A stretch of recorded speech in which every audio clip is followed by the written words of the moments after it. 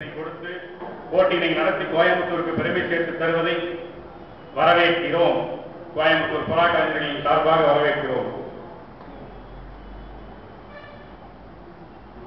இந்த போட்டியினை நடத்துவதற்கு குஜராத்திலும் பரப்பி அங்கிருக்கும் புறா கலைஞர்களையும் இந்த போட்டியினை நடத்துமாறு கலந்து கொள்ள ஏற்பாடு செய்து இங்கிருந்து அதற்கு ரெஃபரியை அனுப்பி நிறைய போட்டிகளுக்கு ரெஃபரியை அனுப்பாமல் போட்டிகளை நாங்களும் நடத்துகிறோம் என்று நடத்தி விடுகிறார்கள். அவ்வாறு நடத்தாமல் இங்கிருந்து ரெஃபரிகளையும் குஜராத்துக்கும் கூட செலவு செய்து அனுப்பி அங்கு இருக்கும் புறாக்களை நண்பர்களையும் நமக்கு நண்பர்களாக மாற்றுவதற்கு இந்த சங்கம் எடுத்திருக்கும் முயற்சியினையும் வரவேற்கிறோம். இந்த போட்டி மேன்மேலும் விரிவடைந்து நமக்கு பெருமையை தேடித் தருமாறு கேட்டுக்கொண்டு இந்த போட்டியினை இந்த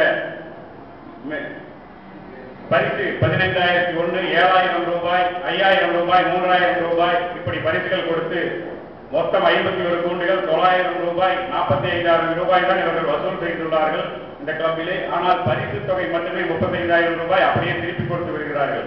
இது மற்ற கிளப்புகளுக்கு ஒரு உதாரணமாகவும் எடுத்துக்காட்டாகவும் இருக்கும் என்று நினைக்கிறேன்.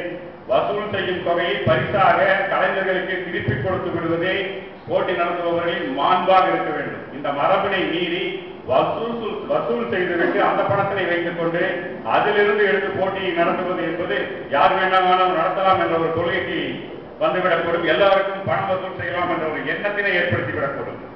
வசூல் செய்யும் பணத்தினை பரிசாக தரும் இந்த கிளப்பின் மாண்பினையும் வரவேற்று வாய்ப்பினை நல்கியமைக்கு நன்றி கூறி விடைபெற்றுக் கொள்கிறேன். நன்றி, வணக்கம்.